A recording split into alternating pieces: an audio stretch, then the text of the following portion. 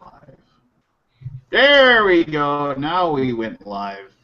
All right, cool. Well, this is the Weekly Alaboom for April Fool's Day. There will be no April Fool's jokes that I know of. Nobody's got an April Fool's joke planned, do they? No. Okay, I hope not. It's the second one. Well, for you people in England, yes, I suppose. Or not England. Denmark. Wherever the heck you are. Denmark. Whatever. Did you just get done with your drug trade or what? He lives in the that's country, in the Holland. farmland. Well, and then we actually have a drug connection here because you're in Denmark and Sean lives in wonderful Colorado where everything's legal and fun. So it's like you could like ship things back and forth if you wanted to. That's Holland. We right. actually joked that we said we should have made a pledge level on our newest Kickstarter, right? And it would have done much better. But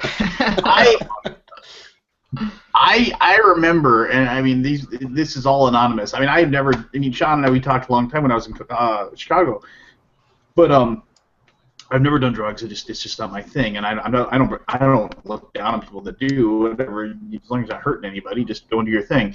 But I worked at so many locations where I was like the square, and I was like, and I looked like I do. And then everybody would always assume that like I was like the go-to guy to like, oh, are you Holden? And I was just like, no. And then they'd always get that worried look in their eyes, like I was gonna call the cops. And I was just like, oh no, he's cool, but he's straight. And I don't know, it was crazy. But I remember just being astounded at how easy it was for these people to just send lots and lots of marijuana through the mail. And I was just like, are you serious? Like nobody, there's no protection against this? They were like getting like pounds of it just sent through the United States Postal Service. And I was just like, oh, whatever. I suppose the Postal Service needs to make money, I guess. And if they're willing to pay $40 to overnight it, they're going to go with it. Anybody who's just tuning in right now is probably, what the hell? Anyway, so talking about game. All right, hey, and we got Daniel Patrice in as well. So hey, Dan. I'm glad Marty's here. Looks like a Marty. And the old man. They let him out again. All right. They wheeled Marty into the rec room, and we're good to go. Oh my gosh, we're not live yet, are we? Oh, great. Yes, we are. Sweet. All right. Well, Dan, Marty, we're joined by Sean from Mr. B Games, a prolific designer and publisher of board games, and he's just in for the ride and to have some fun. But tonight's special because I have turned over hosting, technically, to the lovely and talented Rhiannon. Me? No. Maybe next week, Marty. You can take over. Lovely, but we've seen your dance moves, so talented. I don't know. Marty, I'll send you a case of Metamucil, and then maybe you can take. Thank you. Oh, dude, Marty is super fly for a white guy. I am already regular, so I'm good. Marty, I have to say that video was amazing. I don't know how long it took. You deserve so many more thousands of views than you'll get on that one, because I don't know how much time you took on that, but that had to have been painstaking. So it was amazing, but I don't know which was more dated, the cassette tape or Marty's dancing. So the best part was he was punching the steering wheel, and I was like, oh no, he isn't.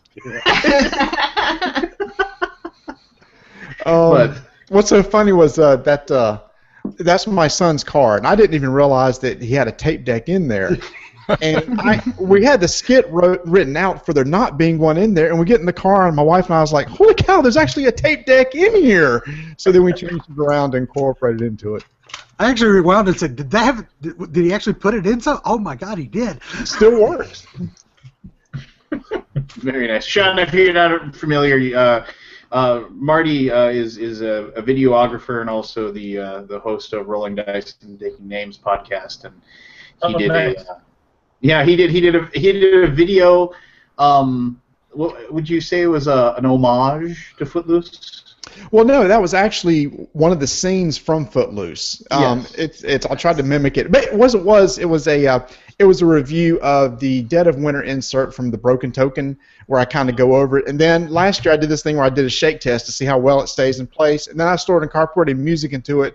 And this time I said, let's just mimic a video, and that was my wife's idea to do that one. So credit to her, because I was going to do another one, which I'll use next time, but she said for the first one you should do something a little more tame because the next one's going to be a little more out there.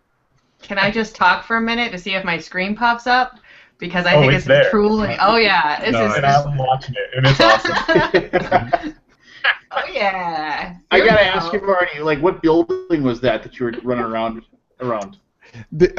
Well, so, I mean, I had in the bloopers at the end, that is actually an alleyway that's...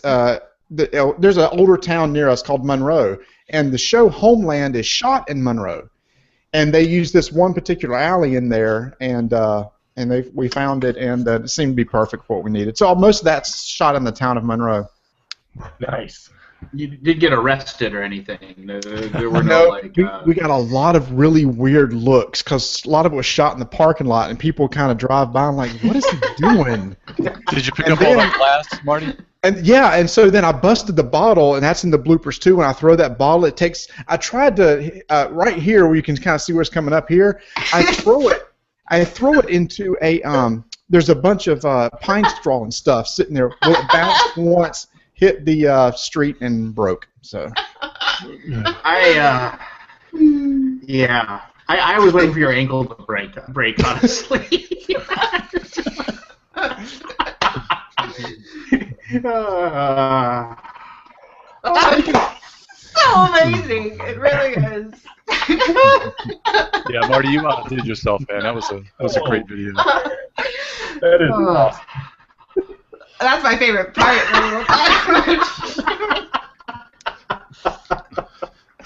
Wow. Oh my god.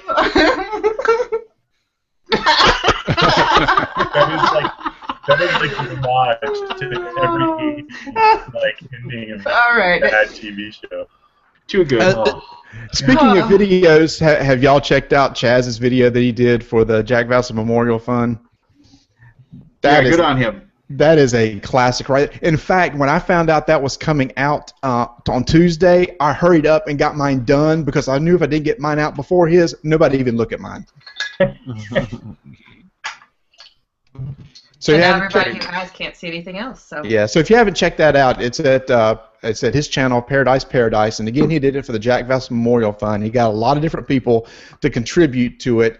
It's like a mockumentary. So there's a lot of people that you may recognize in the board gaming industry in there, and it's really well done too. I must have missed that invite.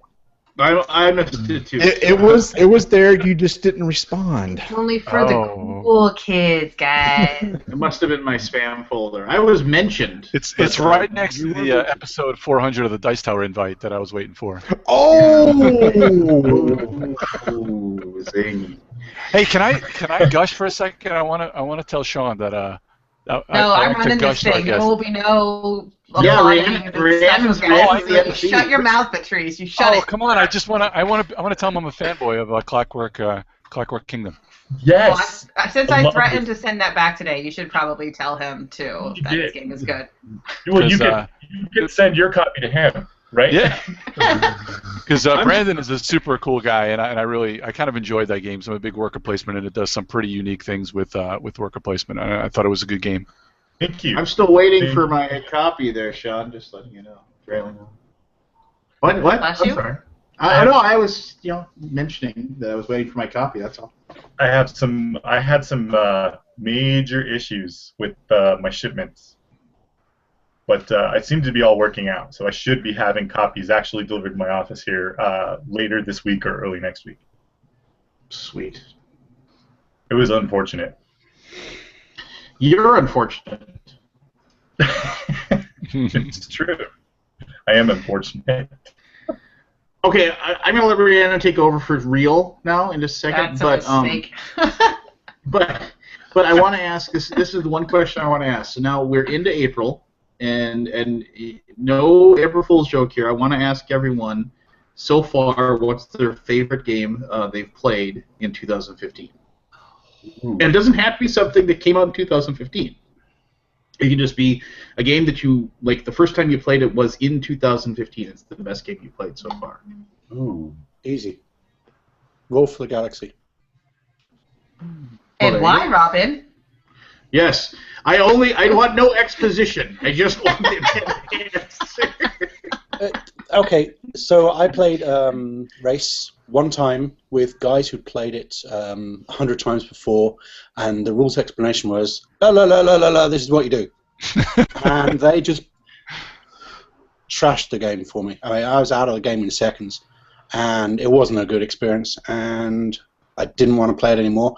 And I was really anti trying to play Roll for the Galaxy, and then all these reviews kept popping up at the beginning of the year saying how good it was, or at the end of last year saying how good they were, how good the game was, and so based on that, I thought, okay, I'll give it a go, and loved it. Robin, did you ever give Race another chance? Nope. Oh. The icons were all over the place. Couldn't. No. You gotta find like two people that'll and just work with them for a couple games. Not to take anything away from Roll, because I have Roll and I keep hearing how great it is, and I can't wait to try it. But Race is actually a great game. What's preventing you from trying it, Dan? You have friends. You have like time. No, he doesn't. Which one? I have one one is friend, and he puts out a Kickstarter a day, so I have to wait between coaching and everything and work and everything. It's been a rough couple of months for gaming, which stinks. Fair enough. Well, I'll answer the question because I asked it. I'll answer my own question. Does that make sense? My best game so far for 2015. I'm going to cheat and I'm going to give it two answers because I'm going to answer like a small game and then a heavy game. And Arkwright is my best game of 2015 so far, even though it came out last year because I didn't play it until February. And that is that's like every like heavy, hardcore, crunchy, economic, tough, mind-bending Euro that I want to play. And so I was glad. And those games just don't really exist anymore. I mean, you gotta really dig for them. And so I really enjoy that one. And then my favorite little short game is Eggs and Empires, which is like kind of weird. If I had to take two games and mash them together, and it would be kind of like the trick-taking of diamonds, but also like throw in a little bit of like crazy love letter stuff going on as well, because of the different roles and stuff like that. With a little bit of for sale. Eggs and Empires is an amazing game. Yeah, Eggs and Empires is astounding. Everybody should own Eggs and Empires. I love it. I think of it as like a Libertalia light without the board and stuff. Very similar gameplay. Well, Ben and Matt are like the nicest guys on the planet too, so that always helps. And I won't hold that against them. They really are great designers too. I mean, super good guys. Yeah. Fleet's a phenomenal game. I loved Fleet. Thought that was really, really well done. Do you have the expansion? I never got the expansion, oddly enough. Oh, well, I really love it. I just don't want to get anything else for it. No, I don't know that I want to go there. Why I don't have the expansion? Lance might have figured it out. But... No, I've got an idea, but we'll just leave it at that. They're actually working on another card game in a Fleet universe. I guess you can call it a universe, but very Fleetish. Okay. That's a little bit different, but it's still really cool. I dig they have like this prototype they've been working on, this like Monster Truck Mayhem thing. That's kind Let me tell you, Monster Truck Mayhem is going to be the shiznit of 2015. It is awesome. It's ridiculous. So good. At Origins, you will hear my voice from across the hall playing that game and demoing it at the booth. It's so much fun. Are they Kickstartering that, or how are they going to do it? I'm pretty sure Chris. It's Dice Hate Me, so I think Chris is going to kickstart it shortly after Origins. Yeah, and I'm sure it'll do phenomenal for them. That's a great team. I told him of all the games he's published, that's $1 million game right there. It's that good and that much fun. Is it a con game? Yeah, well, absolutely. I mean, it's dice rolling and just It's got a little social element to it, but it's dice rolling, just real-time dice rolling and just screaming and yelling, and it's got some great catch-up mechanisms to it. Real-time dice rolling, though, that's so... As a race, it's a lot of fun. Yeah, it's different than anything else you've tried. The problem with real-time dice rolling is that you have that thing where people are always rolling the dice, or they're rolling them quick. I mean, like, look at like Steam Park. I just totally disliked Steam Park, just because like the dice sucked in that game for starters, and that didn't help, and they're all light, they're like those light wooden dice that just like they seem to like dribble all over the table. Yes, but if you talk about quality, one of the first people on your list should be Dice Hate Me Games. No, I'm serious. Look at Brewcrafters, which is my 2015 pick right now. Brewcrafters is just an amazing production. Chris, I hope you're appreciating all this. I know. I still have to play my copy of Brewcrafters. I feel bad. I've opened it, I punched it, I read the rules, and I can't get it to the table. I don't know. It just seems like I always have something else. It's very overwhelming, but I don't think it's as heavy as it appears on the surface. Well, it's not because I'm scared and I think it's heavy. It's just I haven't. No, not you. Time. Not you. It's not you. I mean, maybe to bring it to other people. No, I mean it's not you that I'm saying that it's too heavy for, but like sometimes games that can be too heavy. Like if you get a certain group that you bring together, you're not going to bring out trying to think of just you're not going to just bring out like Eclipse to just any old group. You know what I mean? So I mean you pick out other games. Thanks, Ryan. What's going on? Well, I'm just trying to say that there are games that just may be a little too intimidating for certain groups. How old are you, Rhiannon? 12?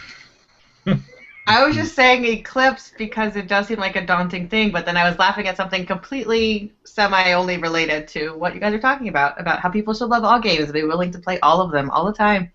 Isn't that right? Isn't that right? Yeah. If you put Eclipse in front of me, I'd smack you in your face. Done. Yes, wonderful. Do I have to take over the MC here? Marty, what's your game in 2015? Okay, so I'm going to do like you did. There's two. There's one that I've played a lot of. It's not necessarily my best, but I've just got to play more than anything else. That's XCOM. Finally beat it this past week. I mean, that's the one that keeps coming to the table over and over again. But the one game that really impressed me first time I played this year, and I played it twice now, is Deus. I really like that game. It's kind of a mixture of, not deck building, but, it's got a little bit of Catan-ish stuff to it, a little bit of area control, a little bit of engine building, so I really have been digging that game. Has anyone played Elysium yet? No, I'm theoretically getting a copy sent to me. No, man, I can't wait to play that. Matthew Dunstan's awesome. I'm holding my breath to try that. Who puts that one out? Eventually. Lance, who puts that one out? Or Marty? Asmodee. That's Asmodee? Asmodee, because they're controlling the world now. Is that what you're doing now, Sean? You're just trying to get big enough that Asmodee is going to walk in and offer you $1 billion for your company? Well, I'm sure by the end of this, they've probably already made me an offer. So, they buy it. Nice. No, they definitely have been making some very impressive moves. Their portfolio is mighty fine. What about you, Keith? What's your game of 2015 so far? The game I like the most is my most fun to play. Is something you'll yell is Imperial Assault. The game I think is the best that I've played is Roll for the Galaxy. Very good. You're gonna give any exposition on those, or are you just gonna? I just like the improvements with Imperial Assault that they've made over Descent. The alternating between the Overlord character and the players, alternating turns instead of all one and all another. The fact that the dice all have a hit on every face and there's no miss on the hit. There's just a dodge dice. I kind of like that. And I think they've just cleaned up that Descent system even a little bit further than they did with Descent 2nd Edition, and then throw in the theme, and I really like that one. See, and here's my problem, and I think you just touched on something. For me, it's like they keep cleaning the descent system, which it never needed to really be cleaned up from first edition anyway. It's kind of like when it's like, oh well, here's Dungeons and Dragons, and it's really awesome. Oh, but some people don't like it because there's too many rules. How can we simplify it? And how can we simplify it even more? I don't know. Maybe I'm just grumpy. I don't know. Get off my lawn! There you go. Exactly. Keith, Old do you man prefer Mike's there playing it as again. a campaign or as a As skirmish? campaign, I'm not doing the skirmish at all. But that's nice that they have both in the box, but I have no interest in skirmish. If I wanted to skirmish, I'd just play X-Wing. Exactly. Which I guess has anybody played Armada yet? Oh, I watched some people play it. I guess does that count? I don't know. I don't know, did it look fun? I don't know. It looks so. I don't know. Meh. Yeah, I mean, I don't know. I mean, it just looks like they're just trying to squeeze every penny they can out of X-Wing and that universe. Which, more power to them. But I don't know. It bothers me. So I wasn't a really big fan of X-Wing, and those games just seem like, and taking nothing away from Fantasy Flight, but I mean, it's the same complaint that I've made many times before. It's just like, when are they going to make something that isn't a licensed property? When are they going to make something that isn't safe, or that isn't just designed to have 27 expansions with a bunch of different miniatures and packs and this, that, and the other thing, so they can just keep pounding away at your wallet, and just try and get that gotta catch 'em all mentality going on. I realize it's a good business model. Yeah, they're going to do that when they get tired of making money. That's when they're going to do that. But I mean, First games company second. is it bad to have a company that, I mean, that's what they do, though? Like, oh, Fantasy Flight, all right, so what they have. Like, you don't think it's okay to at least just have, like, one company doing that, as opposed to having, like, a bajillion companies trying to milk that cow? Like, I don't know. Yeah, I can see that, but I mean, I don't know. I mean, when I first got into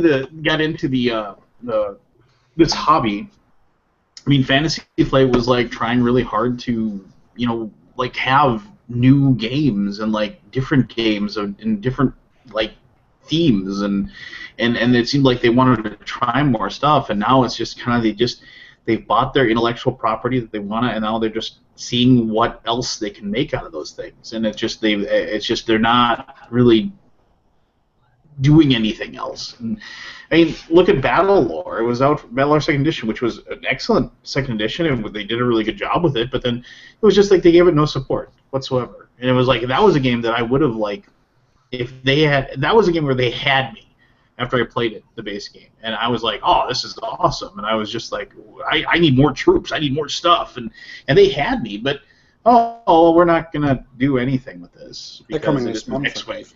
Well, yeah. Well, how long has it been out now? For what, a year and a half, and they're finally trying out this stuff for it. And it's I think they're saving it for the Star Wars relaunch. yeah. Star Wars Basically. Battle. Star War lore. Won't it have to be an episode 1 thing though, with all the Gungans going across the grass? Hoth Ice Battle, man, right there. Well, if you could just kill them all, I suppose. I don't know. I don't know, Robinette's kind of like, what is it, the Queen's Gambit. Yeah, exactly. That's a great game. It really Great. is. I Brilliant. love my beat up, banged up copy of it. Man. Yeah, my copy is just battered to all heck and back. Oh, yeah. But it's still It's playable. so flimsy. The wall of the palace was just so flimsy, that whole setup. Oh, yeah, you barely bump the table and one of the towers falls off. Your whole game's screwed. Always good time. I don't think we heard from Barry. Well, you talk so much, but so we'll finally let you speak. What's your game so far of 2015? I still think it's Heroes of Normandy, even though, like I said once before, it's got a horrible rollback, but I still enjoy that. But lately I've been playing the Walled City, Londonderry, and the Outer Borders. Oh yeah, that's a really solid game. Yeah, I'm digging that. I only played it twice, but it's a more complex than I actually thought it would be. But that's kind of cool, you know. Is that company? I mean, Mercury Games, is that like going under because they're selling everything at like 50% off right now? I don't know. Usually when like somebody's like, yeah, our entire portfolio is 50% off, it's kind of like, ooh. I guess if any of those games that you want that they've made, you want to get out. Which Capitals is a great city building game that they have. I would strongly suggest that to anybody. So there you go. Anybody back anything lately on Kickstarter that they're excited about? Everything. Lance, do you really want to get me started with things to back on Kickstarter? Well, I'm waffling on Mistfall right now. I'm trying to decide if I'm going to back it or not. Let's see. I mean, yeah, I've backed more in the last 2 months than I've backed in like the last 2 years, honestly. But Kickstarter didn't really play fair recently. I ended up, yes, Robin, I ended up backing. Shut your mouth. I ended up backing Myth, but only at the $120 level. Only. I couldn't go the 250 to get all the little modules or whatever. Even though when the pledge manager comes. I know. That's what I told myself to do.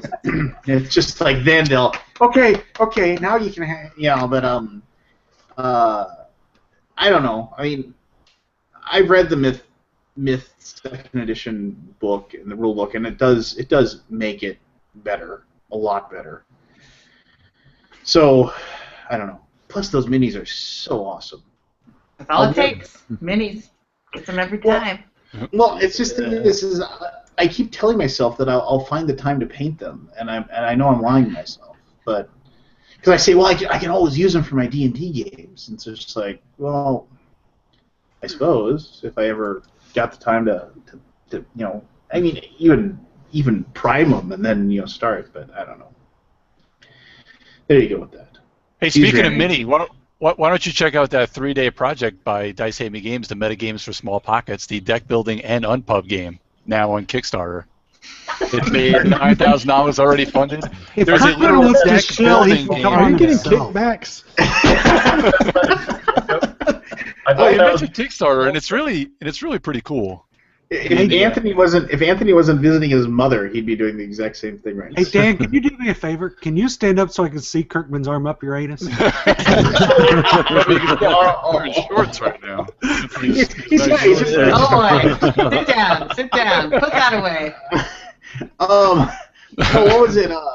No, there were actually 2 non-board game related Kickstarters that I actually got kind of excited about. I found out about one today, and if you're not a role-playing game player, this isn't gonna be a big deal to you. But there's like this company Nord Games or whatever. They have bookmarks. Great bookmarks or whatever. But the bookmarks, if you go to look at it, the bookmarks actually have like really cool fantasy pictures on them. But the very tops of them actually say like race or combat or player or whatever, and they're for like taking your big giant Pathfinder book, and you can put this bookmark in there, and it's like, and then so it'll be like your class, and so like if you have a question about like a class ability that your character has, you can just turn and flip to that page, and then it's immediately there. But then like also like you can have one on like the equipment page, and so it's just like, oh, okay, I can read up what my class does. Oh, wait a minute, now I'm going to check out what does my equipment do? Oh, what does my god give me what power to do? It's just like, why hasn't anybody ever thought of this before? It was like, and it's like super cheap. It's like $10, and you get like 20. Talk to me. I'm on Kickstarter. What's the name of it again? Nord, N-O-R-D Games. Nord Games. And I was just like, this is ingenious. And it's just like, and then of course, they have like a $500 like thing that they smashed it in one day. And, oh yeah, they're super funded. Oh yeah, they're gonna get like, they're gonna get several $1,000s just to make a bunch of bookmarks. But like also, of course, the more they get, the more bookmarks you get, and you pay them like $10 or whatever. But I was like, whatever. I gave them my $25. Fine, you win. Have my money. Yep, I'm backing. Here we go. Yeah. Oh boy. I mean, yeah. No, well, I mean, seriously, it's like it's just stupidly good. I mean, it was just like, why hasn't somebody thought of that before? I mean, it's just like that, and then that just makes me mad because there's like the idea that was sitting out there that somebody thought of that like was just ripe like a plum to be taken, but of course I couldn't. I never thought of it myself. Makes me mad. Well, you can't draw like this, so. Yeah, I can draw stick figures. So like, neither can you, judging from our Boom Quest. But Well, someone had to entertain our questers. Thank you very much. oh, I thought I was. And the other one, and I'm gonna shut up for a while. I know. If anybody played the game FTL? It was for a computer game. Oh yeah. Heck Okay. yeah, dude. Then go and search for Halcyon 6, HALCYON space 6. It's called Starbase Commander. It's like you will back it immediately after seeing it. This looks absolutely amazing. It's like a totally FTL, but instead it's like it's a 4X FTL rogue game where you build up your space station and then you build up your space fleet and you send them out to different places. It looks absolutely awesome. Will I die just as fast? Yes, it's just like you will die. It's already greenlighted on Steam. And it's like $10 or $15, and you can get it. If you give them 20, you can get it on the beta. Well, and it's Canadian, so that's like what, $5 American or something? Yeah, it's not even real money. So It's called Halcyon. Halcyon, HALCYON. And they've made like $100,000, and I love the goal, $31,702. We've worked it out to the penny. This is what we need to create the game.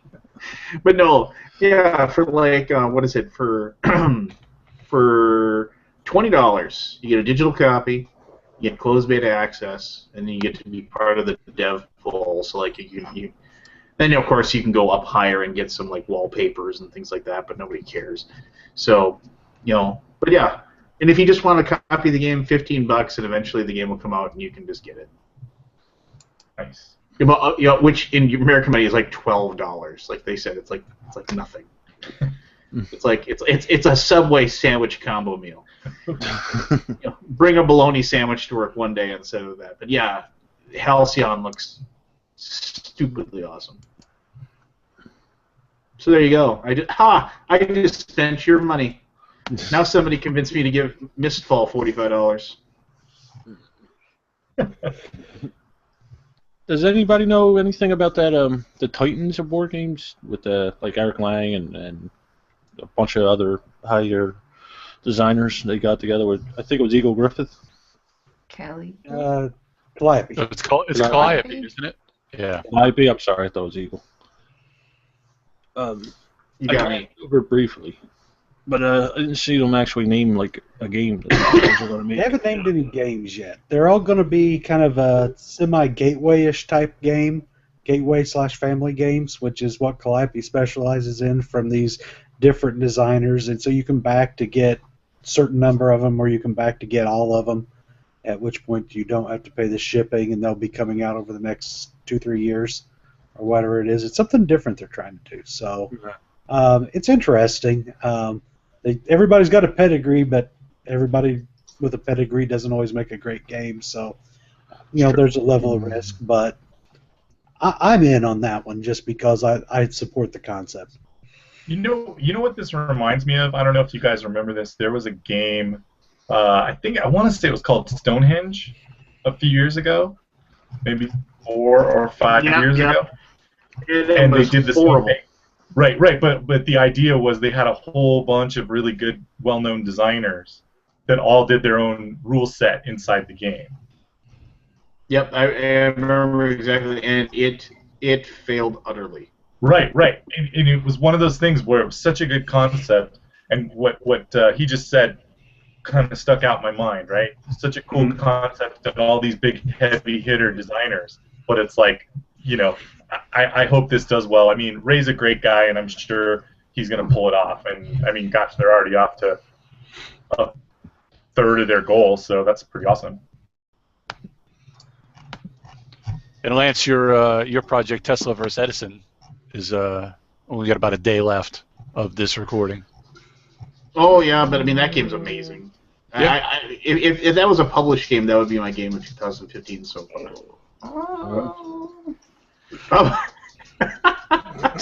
Sorry. You know how like when you're looking for something, so like I was typing in it was typing in Titan to like find the Calliope game Titan thing, right? So then I typed in Titan, and then there's this Deathstroke, the Judas Contract fan film. Just like $55.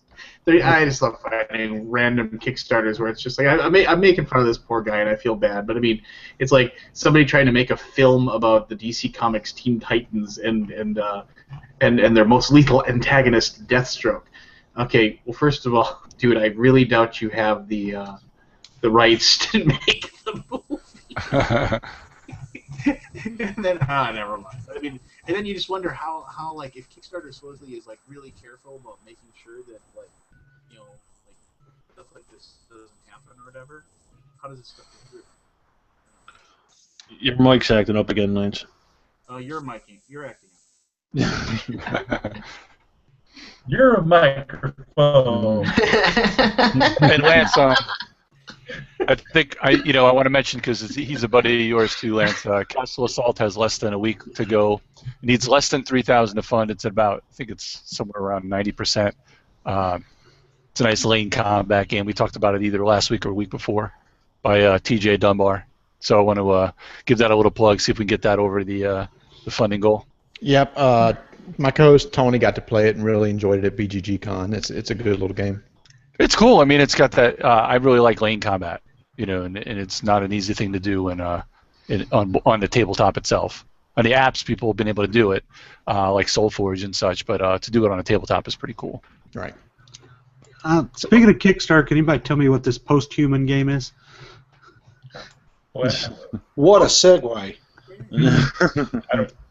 I don't know. Sorry, I wasn't paying attention. I was updating a stretch goal on one of these Kickstarters I'm working on. What was the question?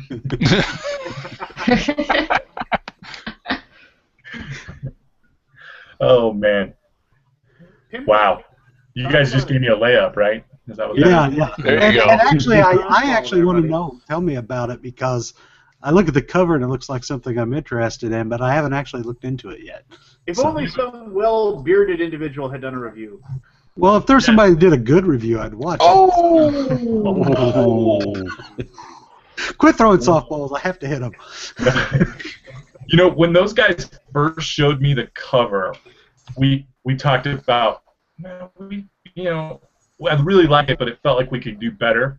And when they showed me the current cover, I swear I thought they were messing with me and they were showing me something from Cosmos, right? Because it just looks like a Cosmos cover to me. I love it. Basically, the game is the in a nutshell pitch line is that you are one of the last humans on Earth trying to reach a rumored fortress, and you're trying to stay alive and not evolve into a mutant post-human. There you go. That's my 30-second pitch. That wasn't even 30 seconds. It's funny. All of us are frantically looking at the Kickstarter page. Yeah, I had to look it up. I can give more of a pitch if you want there, buddy. I mean, and Lance did an awesome preview of it, and Rado did a big old long run through of it, and we put it up for 27,000, and we were like all sitting around the office going, man, it'd be really cool if we could get like 30K. That'd be sweet. And it's gone crazy ever since then, and we ran out of things to give in, and so we've just been working our tails off to make more stretch goals and holy crap, dude! You made 120,000 and you got 3 weeks to go. Jeez. Yeah. When are you inviting us to a party at your place? That's congrats, man. That's really solid. It wouldn't be a party because it's in Colorado. It's true. I know where to get all the best party favors. Wow. No, that's really impressive. I'm pretty floored about it. How I don't even know how I missed this. Oh man, I don't even know how I missed it. Honest to God, we plotted out like there's a lot of work that goes into doing one of these, and so we plotted out, like I said, 27, 30 was where we wanted to be, and we said, if this thing catches fire and it does pretty well, so we planned out like some goals to 50,000, and then we had like this little scratch pad with a couple of ideas, like what if it goes crazy and gets 60 or 70, and we're like, that's never gonna happen, but we had them on a scratch pad anyway, and in 12 hours we were funded, and we were like freaking out because we're like, what are we gonna do? All right, Sean, here's what you got to do. The stretch goal for, let's see, you're up to 140 is the last one you got? Yeah. All right, so the 150,000 stretch goal are, how many of us are in here right now? The 5 new characters of the Alaboom crowd. If we can get you up to 150,000, we will just plug the crap out of this for the next 3 weeks because it looks very cool. I've been so avoiding Kickstarter because I really don't have a lot of money to throw around these days, and I just keep doing it anyway. So anything I can keep from spending more money, and thanks, Sean. You just cost me another $50. You could be a baddie for 375. I could be a real baddie for 900. Oh no, it's all gone. They're all gone. Oh, he had his finger on it, ready to go. Your moment missed. Yeah, my wife thanks whoever that one backer is at $900. We got a bunch more we're putting up tomorrow. We have actually thought, in a perfect world, this might do even more. I mean, when we all got to 100,000, we were like doing cartwheels and flips and like, this is great. And then it's not slowing down. It's not stopping. We keep getting 100 people a day that are backing it. And we're like, this is phenomenal. Well, the really cool thing about it for me was the fact that it actually has a really good adventure kind of Last of Us. If you're a fan of that Agreed. game. It's got a really cool adventure, like Last of Us feel to it, and it tells a story when you play. And I mean, it does. And I'm going to say something that's going to sound like kind of a little bit of a cut on it. So just bear with me, Sean. It does rely on a little bit of a little bit of effort on the players not to just take it as a nuts and bolts mechanics game. You can't just go into it saying, okay, well, I need to do this, this, and this if I'm going to win. You have to go into it with the mentality of, I have to win as a human at all costs, no matter what. Like to the very end, trying to win and retain your humanity. And only at like the last moment did you ever even think about switching sides and going mutant. Much like people say the same thing about Dead of Winter, which I know is a bit of a knock on me because I know I rip on Dead of Winter for like kind of the same thing. But for whatever reason, it worked for me with Post-Human. So I think if you're a fan of Dead of Winter and you're a fan of that kind of a game, I think you're gonna love Post-Human. So there you go. That was well said, Lance. Thank you very much. And your microphone is super quiet. I hate you all. This show keeps costing me money.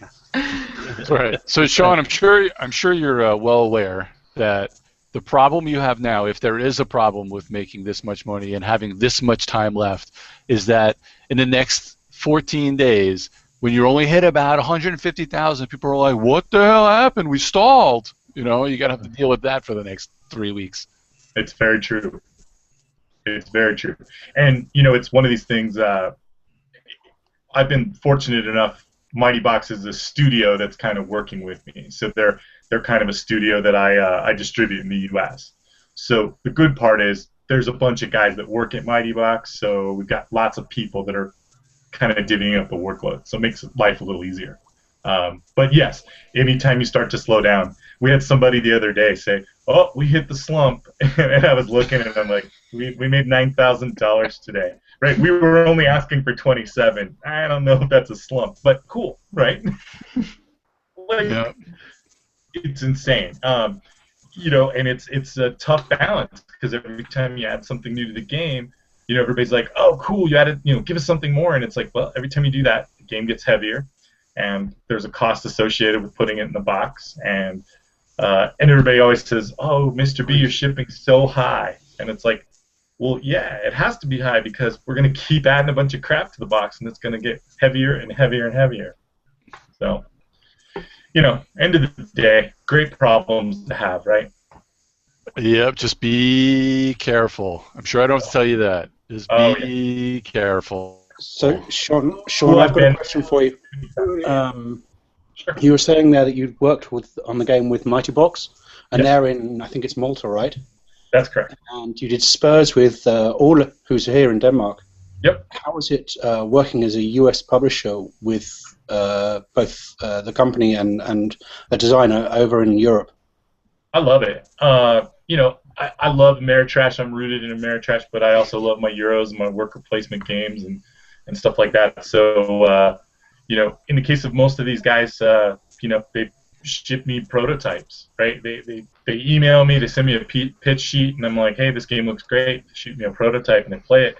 And I just fallen in love with this stuff. And so, a lot of people won't even touch a Euro. I'm like, well, if it's good, you should play it. That's kind of my take on it. And I've been very fortunate that I've had some great people that have wanted to work with me very early on in the cycle. And speaking of one of those great people that might want to work with me, this is what we call a segue in the business plan. I learned this from you earlier. Mr. Keith Bloom has joined the conversation, and he started his own game studio called L4 Studios, which, lo and behold, Mr. B Games and L4 Studios are kind of working on a little partnership on something he has going, which maybe Keith can tell us a little bit about. Looks like you're a professional in that regard. Mm-hmm.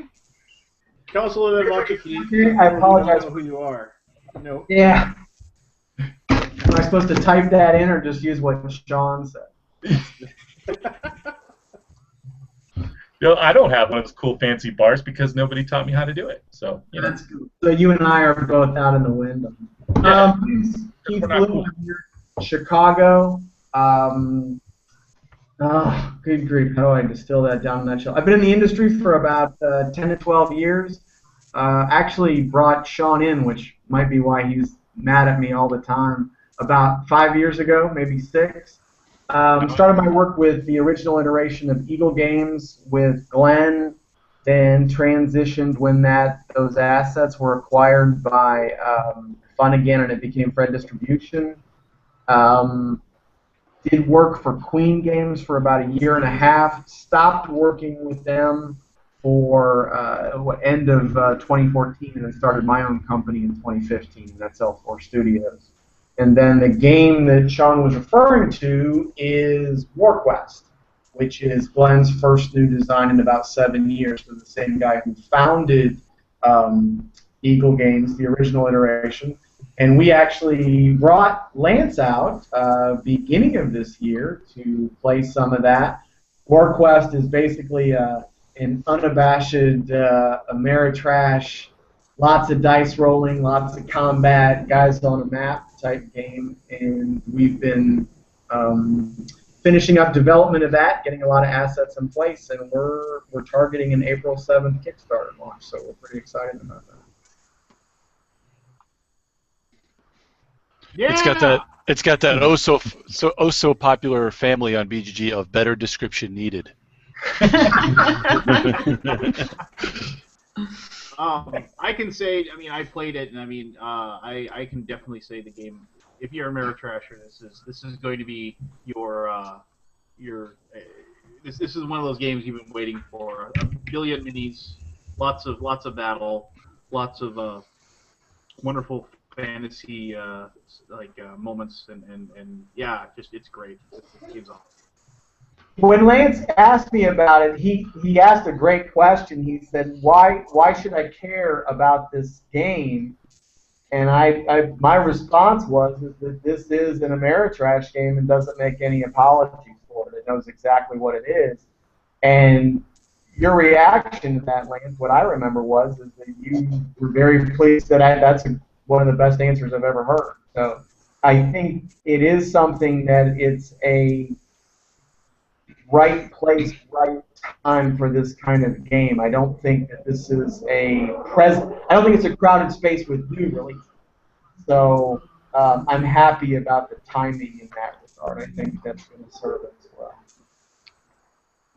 And Keith's thing on Twitter is L4 Studios _Inc. Yes, sir. For everybody out there, follow him. Thank you. You should follow him. He's got good stuff. Cool artwork every day on his Twitter page. I have a giant game map for it in my somewhere. I can go grab that. Oh, nice. That's in front of the camera. Do you guys have any video? You said it's going up on the 7th, which is what, Tuesday? Yes. Yes. And do you have any videos to throw up there on the BGG page and stuff like that for the upcoming weekend? That's a very good question that Sean might be able to answer better than I do. We have video that is being wrapped up. We expect to see a copy of it either tomorrow or Friday, to answer your question. So that's why 7th is kind of, I mean, I feel pretty strongly about it. We've also got some additional assets. It's been an interesting choice as to how many assets we release on BGG or on Facebook before we actually go to the Kickstarter. Part of what we talked about was we wanted to have some of our strongest assets. The map is a good example. That we have had the map finished for a long time, but actually have opted to hold that back.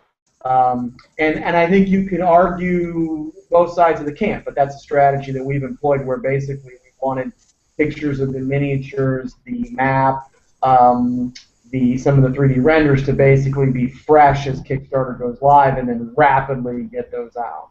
So the video is one that got a little bit postponed because we did want to have a couple more trailer-type videos a little bit more in advance, but that just didn't quite unwind that way. So as with any project, some of the assets haven't lined up in quite as timely a fashion as we would like, but nothing that got upside down out of the critical time.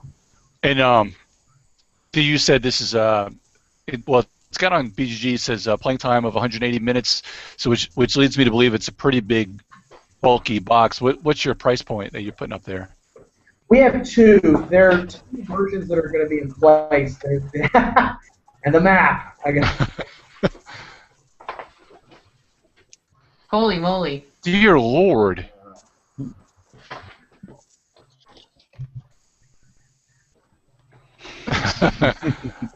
That's what she said. Our tagline in the Kickstarter campaign is we're going to need a bigger table, kind of a riff on the Jaws line. Right? Nice. The map is huge. We're finalizing the production size of the box. The Kickstarter box, what we're expecting is a 14-inch by 18-inch by 4. What the factory is trying to steer us to for the retail release is like a 12.5 by 15. But we're pushing for a 14 by 18 in general, realizing that that takes a big footprint, but it's a part of our strategy for differentiation. So that final box size for production hasn't been finalized yet. I'm sorry, you said the price point. Price point for the retail, we're looking at probably 100. For the deluxe, 125 is going to be the pledge. And the actual pledge for the retail version would be 90. That's what we have in the queue right now. Solid. Is that map going to be? What is that stuff? I don't want to say. What is that rubbery? Oh, Tyvek. Yeah. What Lance has is a large. That's actually a larger size. The map is a 42 by 36 inch map, and it'll be board. So. Okay. Everybody's going to that rubbery stuff these days. I was wondering if it was going to do that to fit it in there, or if board is going to be easier for you to ship. I think board is the way to go at the moment. We've contemplated doing something on like a Tyvek or a faux leather more as like a potential add-on or that's pretty much what we've looked at. So if somebody wanted something that looked more like a scroll, the idea was to use something of the material that looked or felt like that, but we have not finalized that yet, so that's just kind of up in the air. So you're right that it's board and it's not that rubber or Tyvek. Cool. Is it going to be a modular or just like an 8-4? A double Z, or it's going to be 2 Z's, right? Where it would be one band of 3 panels and another band of 3 that sit together. So it will not be 6 separate panels. question is whether it's 2 3 panels or 1 6 panel. Okay. So how much has the game how much has the game changed since I played it back in Chicago? I mean, I know you mentioned you've gone through some rules rewrites. Yeah, what I like most about it is I feel like the combat. Sean and I both wanted the combat to get more fleshed out because Sean, I think, described it really well, that there are lots of really fun pieces to the game, but the combat module is arguably the biggest piece. And so with that, when you played it, it was a bit more of a dice engagement, and it was hard to say, why would I ever go get the goblins, or why would I get the dwarves, right? Everybody kind of wanted to scramble for the bugbears. The two things happened. The bugbears were pulled into an expansion because relative to the other races, they were a bit too strong. Their prices also went up. But the second thing that was done is that now each race has an ability level. So what we've done is add some interesting pieces as to why you would want different races, to me, without adding complexity. You need to be in a case where your focus is on the board, in the battle, that it takes somewhere between 1 to 3 minutes because you don't want too much downtime, but you want it to be interesting. And so that, to me, is something that I think I was really happy with. For example, and I realize there are several in our group here that haven't played it, in a nutshell, what you do, you, in WarQuest, you take the role of a warlord, and basically Marathia has been at war. The kingdoms of man have been at war for hundreds of years. There's lots of desolation now, and the kingdoms have pretty much laid waste to themselves. So you, as a warlord, are going around, and you can recruit these other races, goblins, dwarves, orcs, elves, the high fantasy type creatures. And one of the things, you can go on quests, you can conquer kingdoms and tax them, so there are other things you can do, but to focus specifically on the combat, as you engage in combat, you've assembled your army, and basically you have 2 combat ranks. The first rank is the melee, the second rank is the ranged, and then you have a staging area and a retreat area. And so with combat, as I engage, if I'm attacking somebody, the other team's ranged gets to shoot first. But if I have a dwarf, for example, and so the person who does the damage gets to assign it. But if I have a dwarf in one of my ranks, he has to take all the damage first before it can go anywhere else. So basically they serve as fodder or a shield, if you want to call it that. So if I have some elite troops that maybe aren't as strong defensively but have really good attacks, it would behoove me when I set up my system to have my dwarf standing in their same rank. So that's an example of a racial benefit of a particular, it's redundant, but it's a racial benefit. And so I really liked that added a nice level of strategy to the game, but I do not feel that it added length to the engagement. Tell them about the best part, that if you're in last place when something happens. It's a fun vehicle. So we have a Wraith expansion, Wraith King expansion. Basically what happens is the game supports 2 to 5 players. If you, at the midpoint of the game, are in last place, what happens is your armies basically kill you and leave, and what happens is you then become the Wraith King.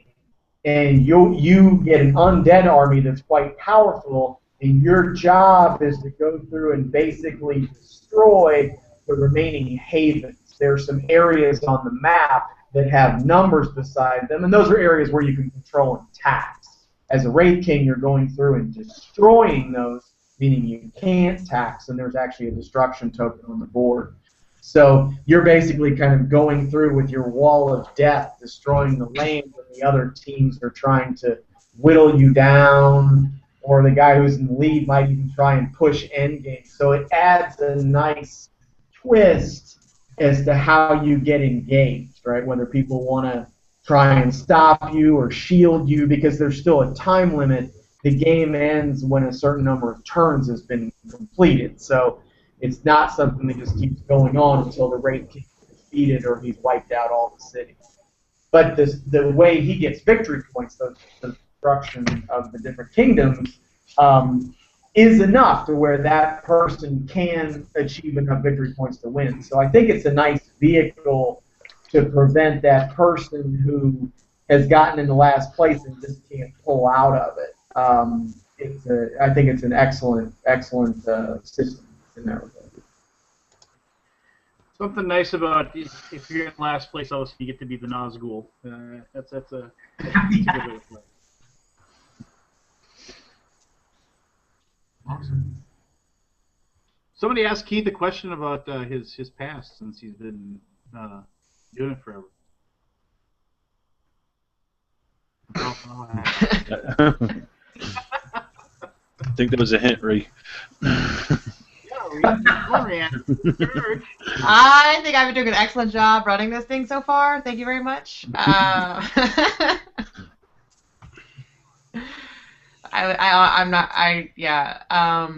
Ameritrash, not really my thing, so I'm probably not the best person to ask questions at the moment. I think he's more. You're curious about my family history, Lance, or like what I did prior to?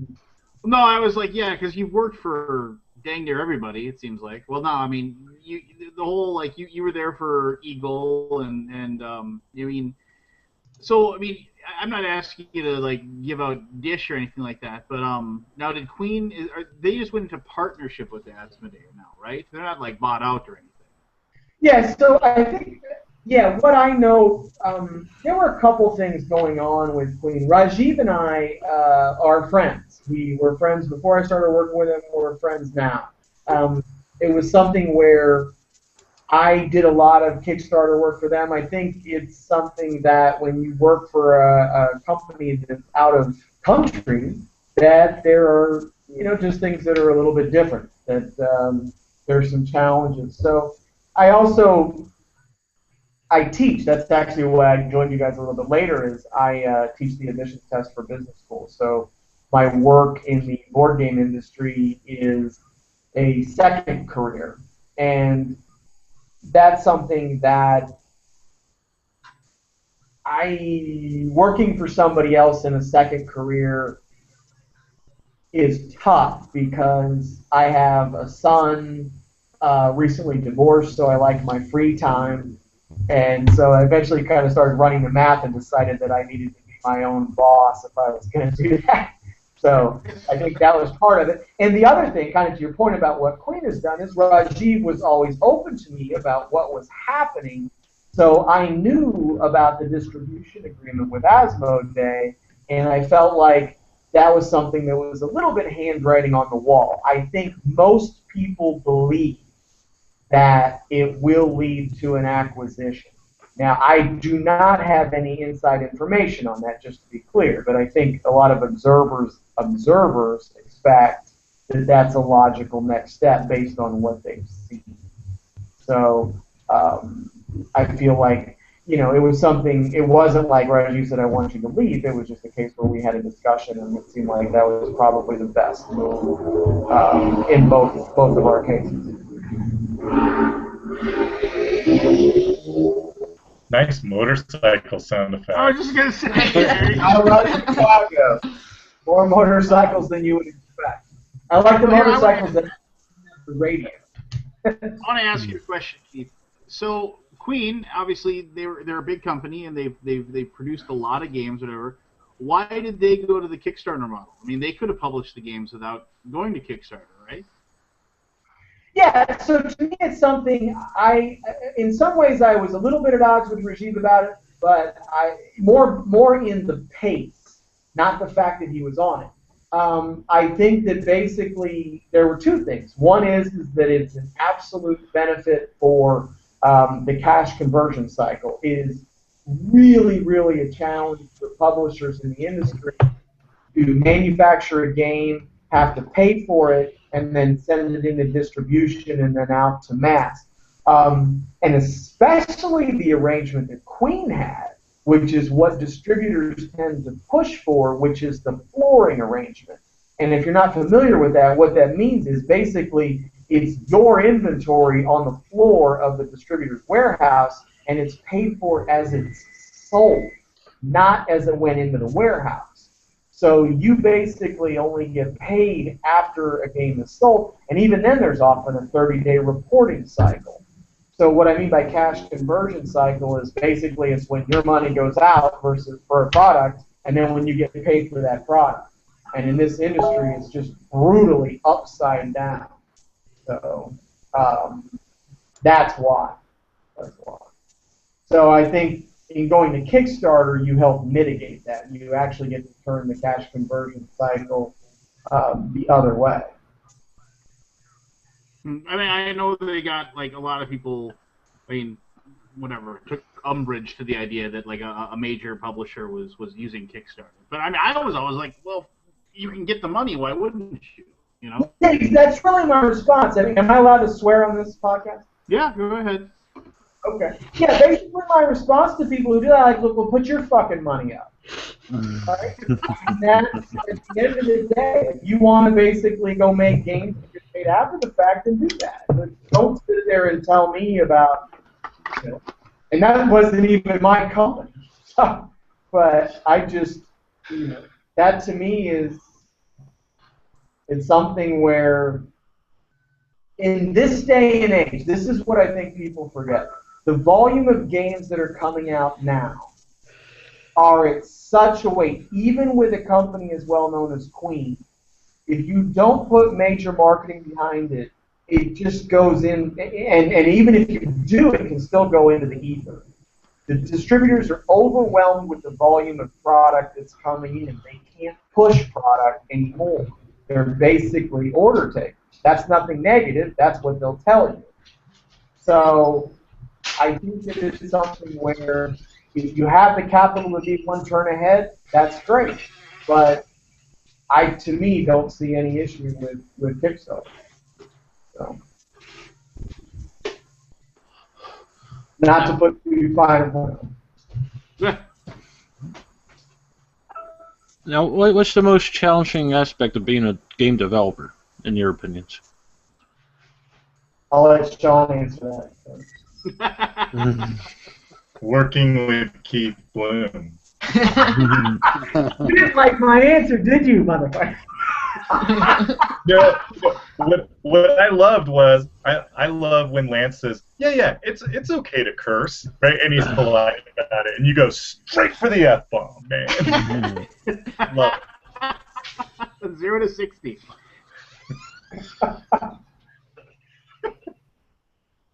No, I'm saying you might be somebody, by the way. I apologize for looking down while I'm typing.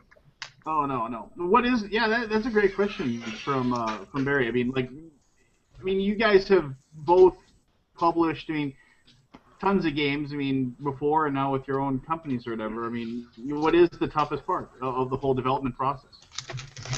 For me, it's the play testing. I mean, because you go through so many iterations, and you have to keep playing it and keep cleaning it up, and it's tough, right? If you work with the right designer who's open to it, right, then nobody wants to hear their baby's ugly. We always use that analogy, right? So it's always hard. Right. It's really difficult when you have to go to a designer and say, this game's really fun, this concept's really good, but this one section in your game kind of stinks, and we need to fix it. There are some designers that are phenomenal, best in the biz. Richard Launius comes to mind. That guy, if you tell him, hey, this is a little weak, he will listen and go, okay, and 2 days later he'll call you and it's fixed. You know, and you gotta love that. But then there's some guys that are like, no, people really want a big dial and a little mountaintop in the game. You know, it'll be just like the game of life, but only in this one little section of my game, and you have to try to convince them, no, people don't want that in a modern board game. So you see both ends of the spectrum, and for me, it's the relationships. It's working with people that you enjoy working with, and that's the hardest part, is the development and getting all the playtesting right and all the math and all the balancing to make sure the game plays and is enjoyable. which I happen to enjoy because I'm a sick, twisted weirdo. I think Sean nailed it. I do feel like I think newer designers tend to be tough. It's hard for them to let go, to let things get play tested and processed, and that's such a big deal. It's very easy to kind of play with your group and think, oh, this is where it should be, and it's like you need to get out of that particular group's thought process. So I think that's really, really important. And some good designers are tough to work with in that regard. They're very set in their ways, and sometimes they have a reason for it, but other times they're just a little bit obstinate, and you have to decide how you want to navigate that. And in some cases, you navigate in a way it's like, well, I'm just not going to publish your game. We'll just part ways. And that's a tough one. But I think specifically in the case of Richard, and I think the guys that Sean and I tend to expect to be working with, I think are really good.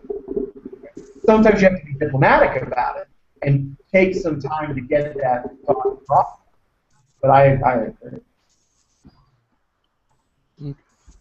Now, when do you know when a game is done? You know, is it like a deadline or? No, never a deadline. Never. I think deadline is actually basically a catastrophic rule to follow. I think it's something that I think about it in the software field when Blizzard came out with a game and it was awesome. It's like, I don't care when you release it. I trust you that when you release the game, it's outstanding. So I think deadlines are not the way to ever work on that. I realize that sometimes people need a deadline to work with a sense of urgency, but I think you always have to be willing to say this isn't where I want it to be. We can't go across with it. Sean, what do you think? I'm with you there. I think if you push it out the door because you've got to get it to the printer so it shows up in time for Gen Con or Aston or something, you've done yourself a huge disservice. I'd rather miss a deadline and have the game 2 months later, but have it be the best game I could put out, you know. And I've done that before, unfortunately. You know who said something about it? I was when we were working on Age of Empires 3, Bruce Shelley, who worked with good grief, he was within Microsoft, but it was the company that actually did the Age of Empires and Age of Mythology series. He said that games get to 90 and 95%, but when you take it to that 99, 100%. Absolutely finish it and make it the best it can be. Those are the games that trigger over and become the classics. And it's that last 5 to 10% that's tough, but those are the ones that you really know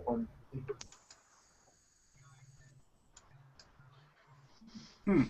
Well, and then there's 5% of magic too, right? There's just plain old magic, and 5% of games have it. And it just has that one special little thing, and it just catches fire and goes.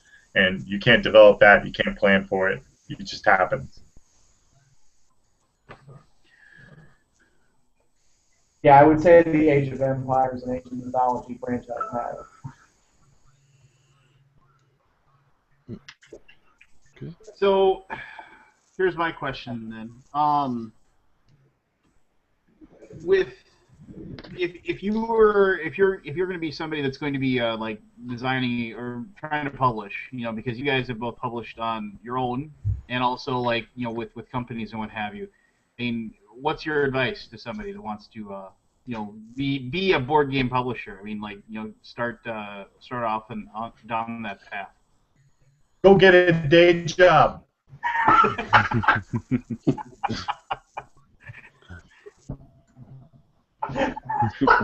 I have a day job, only it's a night job or weekend. Piers Anthony, the famous author, when he was asked how do you become an author, and he said, find a rich wife who will work while you don't. Yeah, well, I'm really fortunate. I mean, it's something that I think it's Dan. I don't know if it's Minderman or Millman.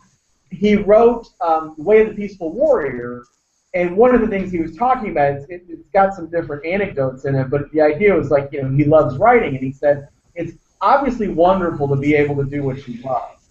But he had another job when he started writing. And so it was something where he got to kind of find his way and realize, oh, I can write, I can make a living as a writer. So that was, I think, a big element. And that's where I'm fortunate in that because I have another job, it does give me the opportunity to do this. Also because of my industry context. Sean basically really put me in an outstanding position. So my advice is to work in the industry to start with, to develop those contacts, to meet the designers, learn about manufacturing, learn about distribution, learn how the three-tier system works with the distribution and retail so that you kind of understand what you're getting into, what volumes are logical. I think that's a big deal. You need to understand the arena that you're getting into to play or fight, whichever analogy you want. That, Sean, I think Robin just asked if you're going to be at Essen this year. Oh yeah, that's a pretty good question. So 10 days ago, I probably would have said, I'm still on the fence. Today, I probably say I'm heavily looking into it because of a couple of really good games in the catalog right now that seem to be pretty popular. So I sure hope so. I will make every effort to try to get out there this year. There's a big stink about how Gen Con handled the housing and what have you. Did you guys run any housing issues or anything with Gen Con this year? Oh yeah, I didn't get a hotel room. Like I'm an exhibitor, and all the blocks were sold. Like, I'm like, well, I guess I can. There's some pretty cool vents over by Sullivan Steakhouse that are pretty warm. I can probably, crash out on Monument Circle. Monument Circle's where you belong, buddy. You can keep warm on Steak and Shake P Corner over there. Oh, you're right. They're open 24 hours. Those are good. Oh man. Honestly, though, we couldn't get through housing, and a friend of mine had wound up getting a room, and so he was like, I need a roommate. And, great. So then we were able to, only because somebody I knew had gotten one. But hopefully they get that ironed out because that's tough, man. If you got to run stuff back and forth between your hotel room and the hall as an exhibitor, and you can't stay on site, that's tough, man. But it's growing. I mean, that's just the way it is. Yeah, I'm not on site this year. I got put 3 hours out for my time in the lottery, which is just a big middle finger. So. I didn't even get the same day. 3 hours. Yeah, I stayed out a block cheap and got a suite, so I can drive 15 minutes, I guess. I'll just bitch about it for 6 months. There you go. It's worth it, right? The parking and everything else. Yeah, that's always the thing, right? The first time, you suck it up and buy a $200 room down there, you go, oh man. But then the first time you think about it, and you go, yeah, I didn't have to rent a rental car. I didn't have to park for $20 every day and gas it up and everything, and you add it up, and it's about a wash, Well, it isn't even, like I've always said, my wife says, why don't you drive to Indy? And I'm like, yeah, I could probably save money if I drove, and I wouldn't have to ship my stuff back. But then the hotels charge you like $50 a day just to park in their parking lot. So it ends up costing you more money than to drive. It's 30, but yeah. Well, whatever. I like saying 50 to make it. I just know because I pay it, because I'm used to it. Yeah. And it's a lot, but it's actually more expensive to park in the hotel than it is at most of the garages downtown that you would do to drive in. Well, is theoretically the hotel safer to park in? Sure, whatever. Yeah, it's Gen Con. You just get yourself a wizard and a ranger and a paladin, and you'll be fine, right? Like you don't need security or protection. You say that, but I mean, Gen Con isn't about role-playing games anymore. Honestly, it doesn't seem true. like it anyway. No, it's a huge show. I mean, I don't that vendor hall was so packed, and there were so many people that wanted to come for next year.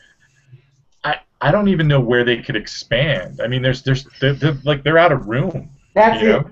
the infrastructure issue, right? They're trying to manage it as best as they can, and I don't think they handle it well. But you got a finite resource, and so it's something's got to give, and I don't know what it is. Because I don't think they're going to want to limit capacity. Well, they've expanded the vendor hall every year since they built the new hall, which it went into. I don't think the hotel infrastructure can handle. No, there's not a lot more, but for connected hotels, no city has more connected hotels than Indianapolis, hotel rooms. And so if you go to another city, you're going to be driving in or whatever anyway, so the whole thing of you have to stay off-site doesn't really matter anymore. Well, and Robin had typed a pretty interesting question in there where he said, "Why do they run housing at all? Why can't they do it like at Essen?" Because Gen Con wants their cut, and they make deals with all the hotels. That wouldn't even cut the cheese in Europe. They wouldn't be allowed to do that. Well, they can here. Oh, you're so much more cultured over there, aren't you, Robin? Sure. Yeah, what it is it's the transportation, right? You can stay 10 miles away from the hall in Essen, and you're a 2-minute walk to any train station, and you're a 5-minute train ride, and you're there, and nobody cares, right? It doesn't matter if I'm 10 miles away at Essen. There's just not anything like that in Indy or in any of the major cons. If there was, I mean, then I wouldn't care if I was staying 10 miles off site, like I do at Essen. I think they're going to have to take one of those airplane hangars at Gen Con and add more dealer hall. I mean, honestly. I mean, I'm sorry, Rhiannon, I spoke over you. Go ahead. You can talk. God, you're so rude. I was even raising my hand earlier. He was. So I think for Gen Con, as far as that goes with, oh, well, I'm 4 hours away because there's no housing or anything, for attendees, that's not that big of a deal. But, I mean, if the vendor hall is as packed and there's like a waiting list for people who aren't able to get in, like maybe Gen Con doesn't really care if people that are vendors now, unless they're the big ones, are there next year. Kind of like if 5,000 attendees who didn't get downtown this year were like, well, I guess I'm not going to Gen Con ever again. Like, there's going to be new people. So, I mean, what's their incentive, I guess, if you're not the big name sponsors, to make sure you're comfortable? Like, it seems crazy to me that exhibitors, whether you're like in the entrepreneur's alley or you're Fantasy Flight, aren't close. Like, that seems crazy to me. Crazy. Like, that doesn't make any sense at all. Like, that's what people are coming to do, is see those people. I don't know. But it's just interesting when you guys are talking about that. I was like, I wonder if they care if exhibitors come back or not, because there's new exhibitors waiting to come. So, oh well, sorry. See you next time. Yeah, anyway. I think you're right. I filled out my forms on Saturday at Gen Con for 2015, Saturday of 2014, and they were sold out. The hall was sold out just from people who were currently there re-upping for next year. Wow. So, I mean, that's crazy. Like, you know what I mean? So it's exactly what you just hit on. If you aren't happy and you say, well, I'm not coming back, there's 25 other vendors that would love to take your place. And so what you're saying is somebody could make a bomb in Indianapolis running a bus service. Oh, yeah. Well, they have bus service now. They've started doing that finally. And so they've got some bus services running. But do you want to haul the Santa Claus bag full of freaking board games on a bus? It's not that convenient. I have no idea what you're talking about. You know what I'm talking about. We got Santa Mikester. But I think I think to your point, it is something that when I have a queue of people waiting up, exhibitors lined up to come in, you tend to, I feel like now you're the person who's controlling that limited resource, and so what happens is then you tend to not bend over backwards. You don't tend to go out of your way. You tend to be more strict about deadlines because there is somebody who's basically chomping at the bit, who's filled out the forms, who's given you the credit card, who's done all these other things. And so, it's an interesting situation because it wasn't too long, right? The industry has gone through really a major turn in probably the past, from 6-7 years ago until now. It's been a major swing, and so I think that the convention promoters are now in a position where they're in a position of strength, whereas a few years ago they weren't. And so the companies that kind of stood by you and continued to promote have kind of gotten a footprint, and you're going to reward that loyalty as best you can. And the new people, while you will probably try and help them, it's a numbers game. It's absolutely a numbers game. And, we can complain about it all we want to, but at the end of the day, do you want to be a Gen Con? Yeah, by hook or by crook, right? So that's where you want to be. Right. And that's just it is the big gaming event. It's if you're a consumer, you want to be there to buy the new stuff, and if you are a publisher, you want to be there to show everybody your new stuff. So, as a publisher, is Gen Con worth 2 of another con around the States? I think so. To me, what I like, and actually how I believe that we'll be using it with WarQuest. Now, I know Sean had to step away. Actually, I think he had to go away, not step away. What we're going to do is basically do a lot of demos of WarQuest. So we may have an expansion there that's a Gen Con exclusive, but I do not envision the base game being there. But the way Gen Con is set up is you can schedule and show your games, and you'll have that space, and so that's facilitated very well. So I do believe that with the volume of people and the scene that it presents, that it is big. I also am a very big fan of Origins. I think that's a show, and it helps because I have a really, really good infrastructure of people there who help, so it's a very enjoyable show. But I like that one has a lot of nice stuff there, but it doesn't feel quite as crowded, right? Gen Con to me is basically a carnival, effectively, right? Where there's a lot of stuff. I just feel like I'm definitely in that kind of environment and vibe. But I think, if you really want to push large numbers of a game, that's primarily going to happen in Gen Con. You can have successes at the other shows, but Gen Con is one where I've actually seen kind of that feeding frenzy. And I do believe that there are companies that specifically target that. Like Fantasy Flight, I don't think it's anything that's not known. They have a person who their whole job is to play in Gen Con. That's what they do all year. And so when you think about that, I mean, that's how big of a deal it is for them. So they launch new product into it, they promote into it. So they always have the lines, as do these other companies. So that's something that I think that when you build up that kind of awareness, that there is a payout there from Gen Con because it does support that approach. Who handled? I'm sorry, but who handled yours for Did you do it for Queen, or did who handled it for you? Doing the booth?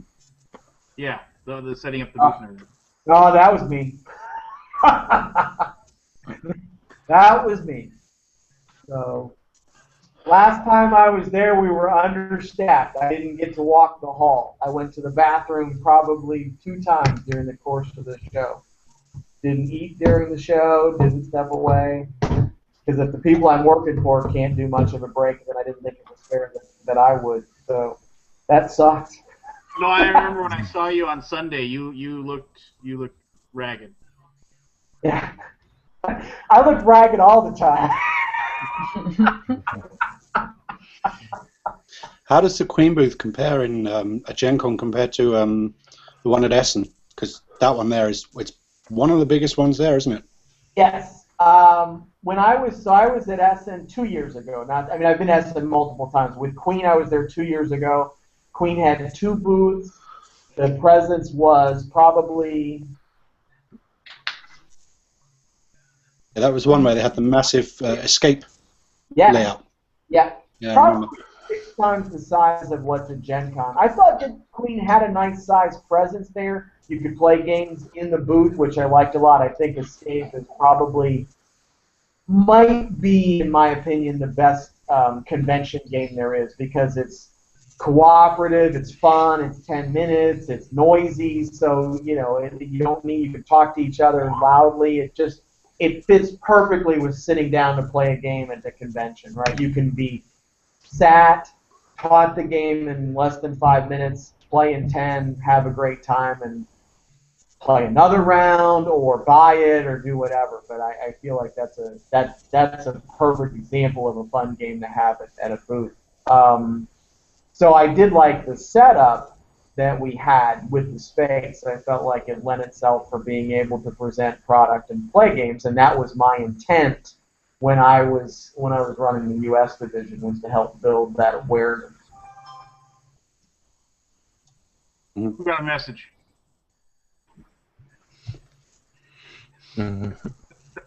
All right, cool.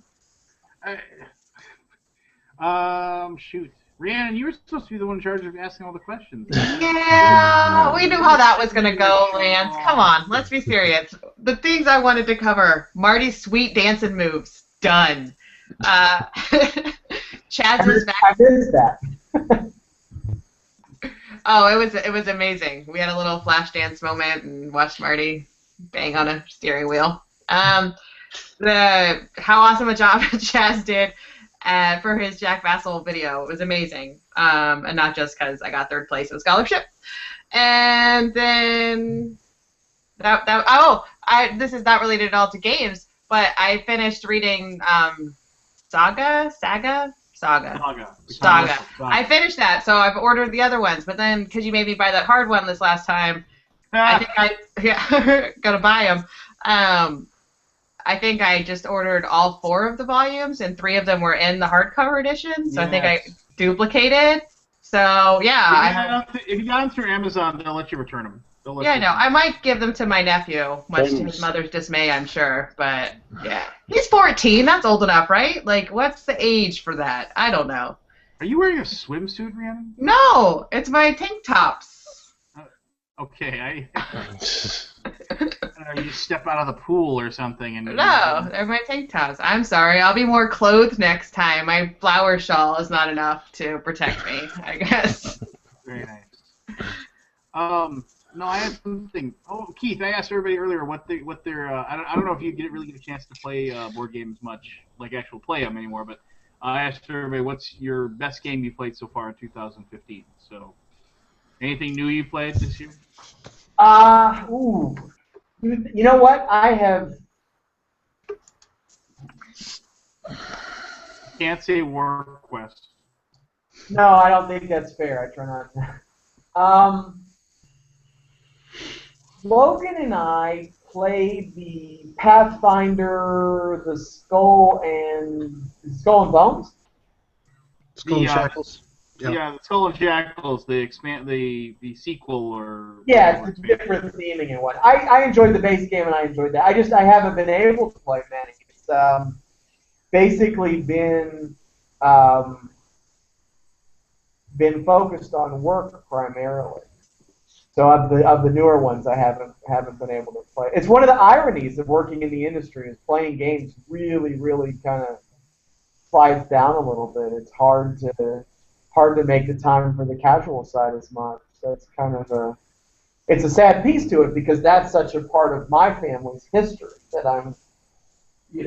I grew up playing games, and so that's something that I feel like I kind of miss, although the fact that I get to play games with my son a lot is something that I enjoy very much.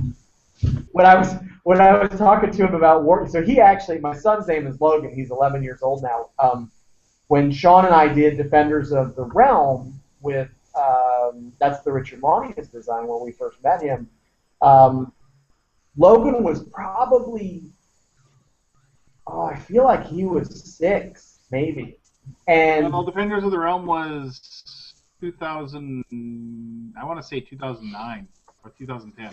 yeah, so that's about right. That's 6 years ago. So what he did is I went through and basically got a lot of different figures to look at as potential models for the sculpts that we were doing. And he sat with me for about 5 hours as I would say, okay, we're going to do the Orc King now. And so what kind of weapon do you want him to have? And he'd say, well, I want him to have a double-headed axe. And, okay, so what pose do you want? And he'd go through and look and say, well, I like these two, or I want him to be looking like this. And the fact that, him at the age of 5 or 6 basically was so engaged for that long, I actually talked to Richard and said, he really helped me. It was fun working with him. Do you care if I give him credit for basically sculpt, layout, or I forgot what I called it, but he didn't care. So Logan gets credit in the Defenders rule book for having helped with that. So I was really happy that Richard was fine with that. But when I was starting the new company and talking to him about WarQuest, he said, okay, well, I guess I need to start working on my art a little bit more so that I can do the math and the other. Yeah. I said, I really appreciate that, but I think, does you think it might make more sense for me to maybe pay somebody who's a little bit more of a professional? And he said, oh, okay, yeah, I think that's a good idea. Very nice. But I love his enthusiasm. No, that's awesome. God, I had a follow-up too. And what's your second game, Robin? Talk. So you guys mentioned 2 games each, so I've got a second game. Played it on Saturday. No, played it yesterday. And that's Kickstarter that came in, Forge War. Forge War is by Fair Games. Yeah, I'm waiting for mine because we didn't get ours. You jerks. Wow. Got yours. I really enjoyed the game. I played it on the basic level. I think we played for about 2 hours on the basic level. Epic game is probably 3-4 hour long, and it's really good. Really impressed me. Go through there and find my card, Robin. Oh, which is your card? There's a card with my name on it somewhere. Maybe it's one of the ones that's misprinted. It's one of the weapons. It's one of the ones he scratched and tore up and threw into the trash as soon as he read it. Ah, that's the one, yeah. No, it's a really impressive game. To describe it briefly, it's kind of so it's a Euro game, but it's got lots of cards on it, and it's also got this really cool mechanism. The game can basically be split into 3 parts. So the first thing you're doing is almost worker movement. It's not worker placement; it's worker movement, and you're sliding your pieces to get resources around a hexagonal board, which is based. The size is based on the number of players, but it's basically a 6x6 hex board. And there are different types of resources on there, either ore, steel, or some kind of gem. And so you can move your piece from where it is as far as you like along there up until the next player, and then you get where you left from. But if you cross any other workers, they'll also flip, and you'll get those resources too. And if you cross any of your own workers, then your opponent gets those resources. So there's a whole resource management there. Then you've got a section where you go into worker placement, where you're going to the market to buy various goods or weapons or stalls or upgrading adventurers or trying to get extra victory points through things, getting extra resources if you can. And then you send all your workers off on an adventure and try and complete a quest, kind of like you would in Lords of Waterdeep if Lords of Waterdeep had even more theme on those quest cards. And you have to level up your heroes on the way down, and really good game. Oh yeah, it sounds like it. I'm sorry? Well, no, I'm just mad because usually America gets them first, and you guys. Oh, let him have his little game. One game. Since We the have to fourth, listen to him whine the rest of the year about how America gets everything first. Just let him have his moment, Lance. Just let him do it. Free shipping. Europe's been winning this year because of our West Coast issues. Hey, hang on. So there's a Kickstarter which we're not even getting over here. Oh, wait, Because they're boo-hoo. running out of money. Which one was that? That was Heroes of Metro City expansions, Sidekicks and something or other. Basically, all the US backers got the shipments, and they ran out of money, so they're not shipping anywhere outside the US, and I think Canada as well are getting theirs. Wow. And so they're selling them in the shops in the States. Actually, selling them through GameSloot, I believe. And when they make some money from that, we've been promised our rewards. Well, see, you'll get it eventually. So That's fantastically shitty. Yeah. Come on. That's horrible. But I can see how it happens. So Well, yeah, it's one a shame. of my favorite games for 2015 is a game I played last night, and that was Witness. That was super fun. I played that at Gen Con. Well, I'm late to the party, but it was still very fun. Well, it was just a demo, and it's pretty cool. I won't get it because it requires exactly 4, which doesn't work for me sometimes. So. Is that the one where you whisper into each other's ear? Yeah. Yeah, Okay. it's this warped game of telephone. Are we still talking about a board game right now? I mean, Kinda.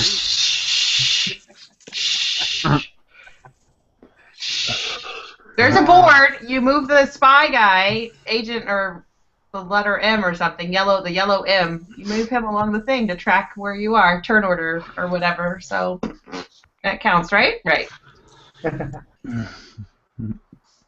I did go back through my chrono on BGG, and one that I kind of had forgotten I played, because I played a lot since I did it back in January, was Craftsman. I really liked that when I played it. I remember thinking about that for like 3 weeks afterwards, like what I should have done differently and how I could have been a better player, and that doesn't really happen all that often for me, but I really like that one too. Let me ask you, do you care if I ask a question, Lance? no, be quiet. As I was Go ahead, Keith. Ask away. Now, as I'm listening to you guys talk about this, I'm curious if it's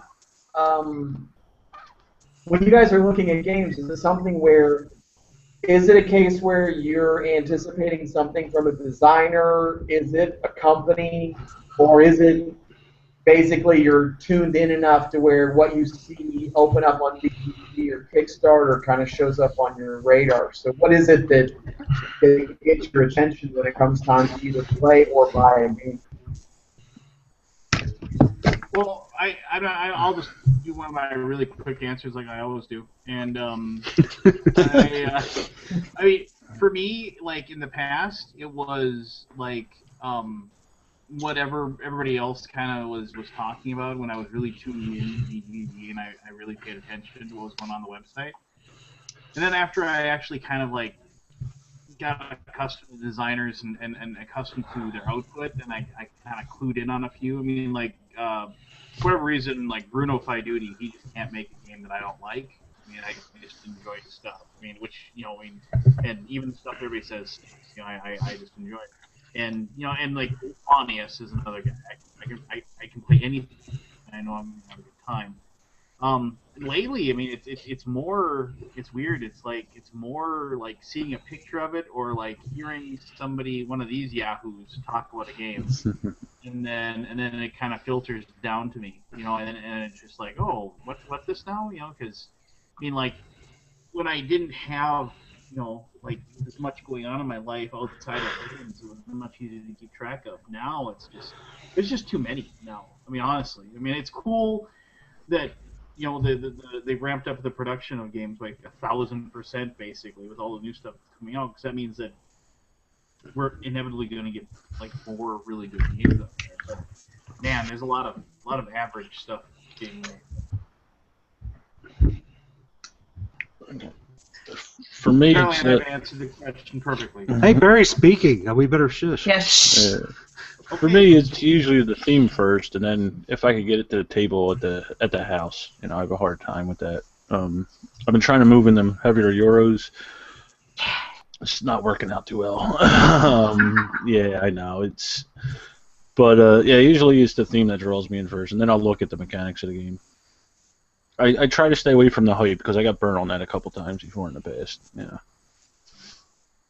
Was it because the hype was inaccurate, or just what was it when you got burned on the hype? Sometimes it was a little inaccurate. Sometimes I think it just built the game up to a higher expectation from me than what the game actually delivered. Yeah. I see that. I was lucky in that I got to see Pulp Fiction the weekend it opened, so before any of that hype took off, I got to enjoy that movie and its core elements. So doesn't tend to happen with games doing too often, but it definitely happens on the movie front. I think for me, it's largely name for something that might like catch my eye, because if there is so much that comes out, so to just tell me something and I'm just like, okay, I gotta filter it all, what's gonna jump out at me is probably a name. But then also like mechanics, I'm definitely more into mechanics as it does something cool and different than what I have.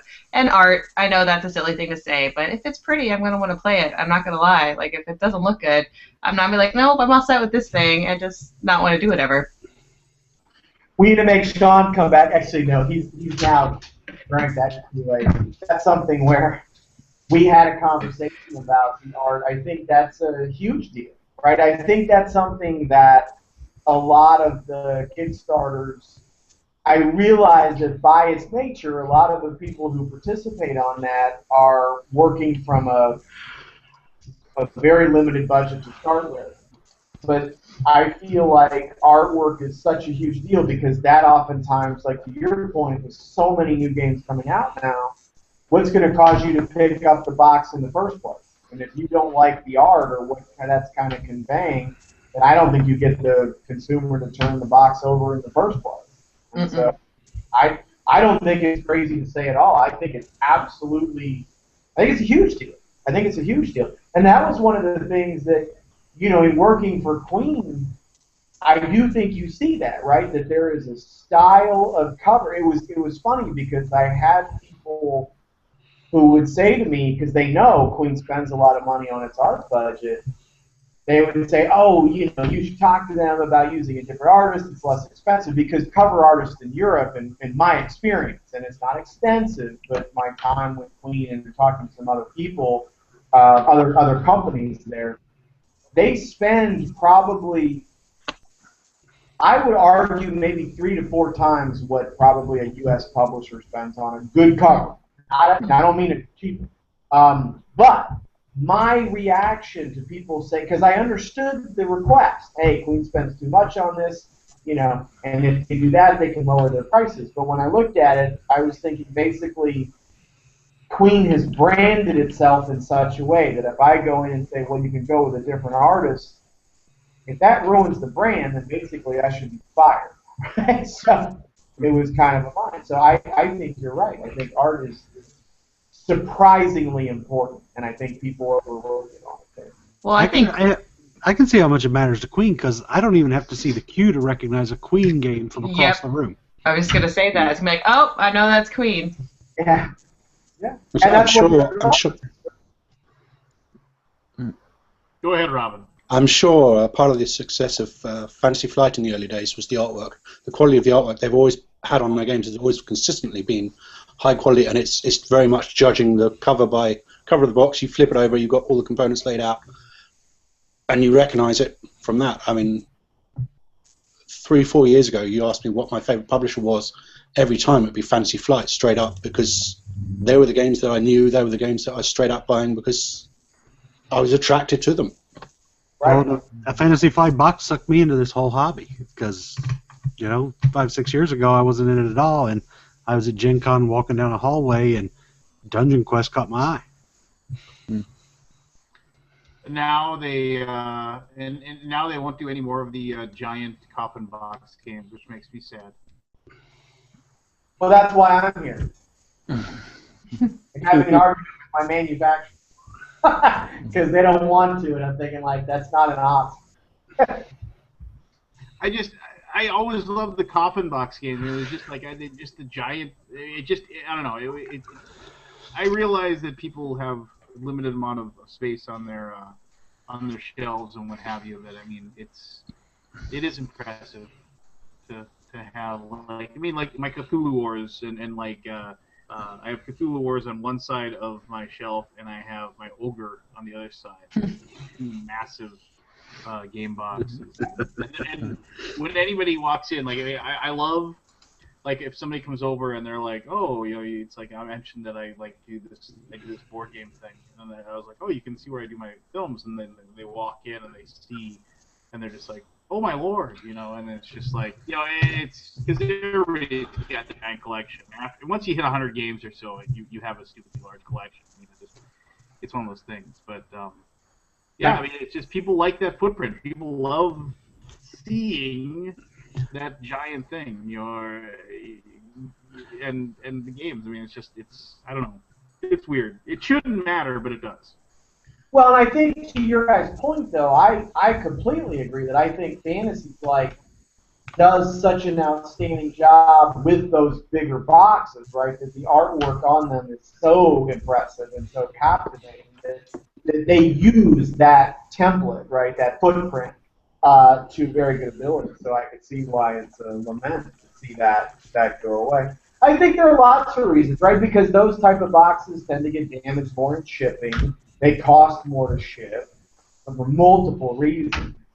And so it's something that it's tough. It's tough. I'm sure they looked at it from a lot of different angles and made a good business decision. I feel like as an outsider, in my experience observing them, and I have friends that work for them, but more just kind of, when I see them at conventions and shows, I feel like that they're a well-run company. Well, obviously, if they were big enough to be bought out, so. Yes. So hey, I think I asked you this, but I forgot the answer, Keith. Where did you come up with the name for your company that you're starting off with here? There are 4 special L's in my life. My son, my 2 cats, Leonidas and Lonnie, and then my girlfriend. First name starts with an L. I'll keep her anonymous to keep her out of trouble. That's the same one that you had when I visited, right? That is the one. Yeah, okay. We actually, yeah. What are you engaged now or something? Oh no. You're trying to get me in trouble. I'm not gonna. You kind of led with something there, and then you left. Did she move in or whatever? No. All right. No. No, good. So it wasn't because one of them was Lance. No, see, I tried to. No, I mean obviously WarQuest is your thing that you're doing, but I mean you must have other things stewing on the back burner that you're. Actually, Sean and I will be doing a lot of work together, and it looks like the next project that I'm going to work on is probably the next Richard Launius design. That it looks like we're actually going to set in Moravia. We played that at the Gamma Trade Show, and I'm very excited about that. And I think we're going to queue up. I talked to Ralph Horsley, the artist who did the cover for WarQuest, and I think he's going to work with us again. So I'm talking about our work. I wanted to bring in somebody who I thought was really good. And, he has, I think, done an outstanding job. And Paul Niemeyer did the map. He used to do the maps for the original Eagles, and their graphics guy, Jacoby, is the same one. So our design team, I'm just thrilled to have them be involved in this project because I think they've done some outstanding work Don Byers, the guy who did Bootleggers, and he's actually writing a novella for the game as well. And he's over 10,000 words, so and it's been fun to read. So that team is exciting. I hope I can keep a lot of them as we go on to future projects. And then I expect to be working with Richard Ford. Glenn has a couple other designs in his team as well. I'm really fortunate, and there are 3 or 4, I think, really good designers that tend to create games that tend to be bigger projects. And so as Sean and I have been talking, my attitude was a little different than his because Sean's job is Mr. B Game, right? Mine is that I teach, and this is my second job. And so I feel like my philosophy was slightly different in that there are a core group of designers that I'm very excited to work with, and so I see this as kind of my opportunity to assemble the creative teams that I've always wanted to do and create a budget that I want to work with, and so I'm really excited about that. This is an excellent first start, and among Richard Ford, Richard Launius, and Glenn Drover, those are 3 designers that I think, if I get 1 game from them a year, that's going to keep me more than busy. So, I consider myself really fortunate to be friends with all 3 of those guys, and feel like that's a business, a group of business relationships that are a great foundation for what I want to do.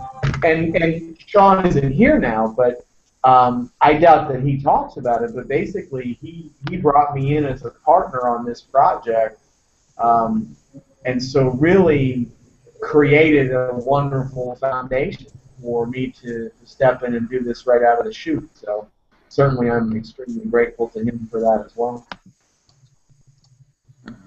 Now, what do you look for in a game as a publisher? Well, where I positioned L4, the tagline for my company is "Big Games Are Back." So I'm absolutely, kind of a theme-driven, big type. I expect it to be a big box game. Probably going to have minis, but doesn't have to. I'm not going to basically shoehorn myself into that. But I definitely feel like I come from the thematic side of the arena. It's got to be a good game. It's got to be one that when I play, I'm engaged throughout the process, regardless of whether I'm tired. It's actually a good litmus test, I think, to be at a show and be shown a game and play it through, because then I'm already tired, right? So you don't have this situation where you can kind of manufacture enthusiasm. So if I can sit down and play a game and be really engaged by it, I think that's a really, really good thing. So I think theme is a big part of it because I like to be, I like to buy into what's happening and suspend that disbelief, or suspend reality, I think is a better way to describe it. And I do tend to like the longer games for that reason, the ones that are a little bit more grand, for lack of a better term. I mean, I say that. I love Seven Wonders. I think that's a stunning game and very well done. But the games that I'm interested in publishing, that's the side of the spectrum that I'm on. How important is having a unique mechanic then in the game? I'm sorry? How important is having a unique mechanic in the game? It's an excellent question. To me, I think that I love unique mechanics when they're appropriate. What I am certainly comfortable with is when I see a combination that feels fresh to me. So, to me, it has to fit when I can look at mechanics and feel like I really like how this slides over thematically into the game. And I'll give you an example on the Queen side.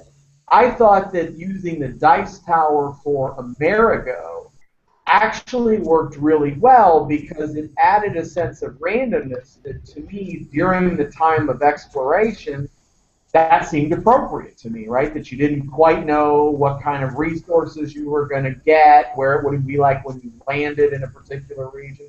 So I felt like that actually was an appropriate type vehicle for that. So that to me is the bigger deal. Does the mechanic fit what it's basically used for?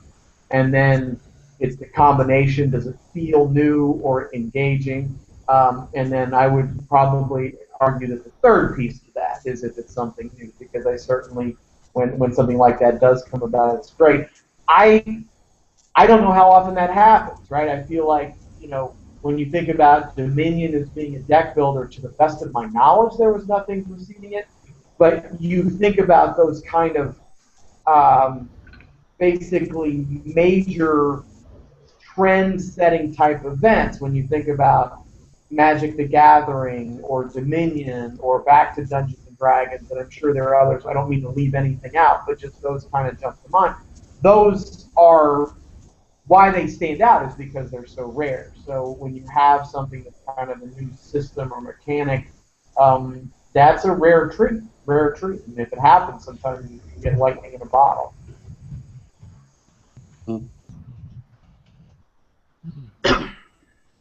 I was actually gonna just because I got to play that game. I forget what it was with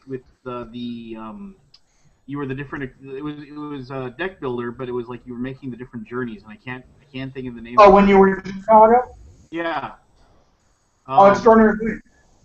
Extraordinary Voyages. Yes. Yeah. Just, of course, none of you know what I'm talking about. Basically, it was like taking like things. If you ever read the League of Distinguished Gentlemen, the comic book, it's kind of like that in a way because you're using like the Around the World in 80 Days people. You're using Captain Nemo from 20,000 Leagues Under the Sea, that sort of thing, and you're racing to complete these different extraordinary voyages that were part of these old school fictionalized science fiction type novels or whatever. And the game was awesome. I enjoyed it despite my misgivings about it. So is that one of the games you're thinking about publishing, or maybe possibly? Sean will be doing that, and I'll be a co-publisher on that as well. He'll be driving that one, and I'll be driving the one with Richard Long. So as long as it's getting published.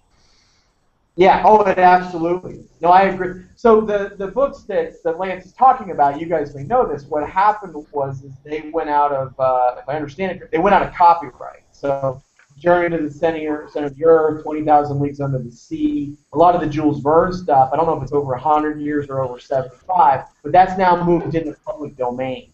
So that's why you've seen, and I think that might have been why even League of Extraordinary Gentlemen came out. Was in that time frame as well, and so yeah, this game that's a Glenn Drover and Don Meyer game that I think is. I've really enjoyed all the iterations I've played. I feel like they've done a lot of excellent testing, and looking forward to that for sure.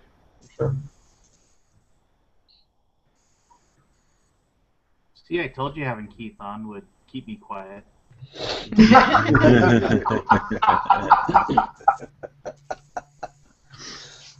Well, I think we're coming up on our 2 hours, so I don't know. Does anybody have any final, just gut-wrenching questions they wanted to get out, or anything they wanted to promote?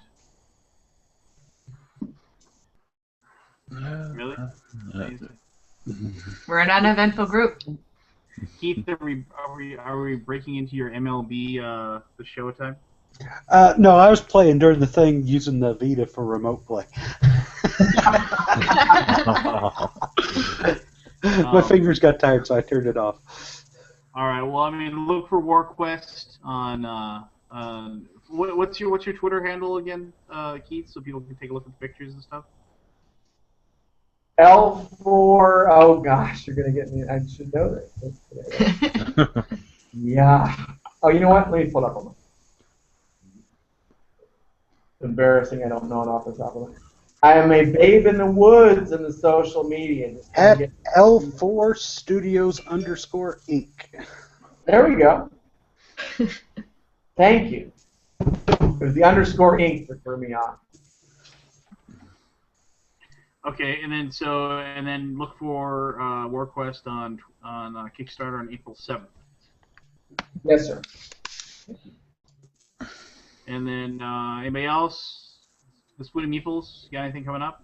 Oh, I'm going to ask you this now, so you can't say you weren't asked later. But at the end of the month, we're going to do an online deduction game. Do you want to do it, Lance? No, I hate deduction games. Is that what it sounds like? That's how everyone sounds in my head. Yeah, I'll do it. Whatever. Yeah, that's right.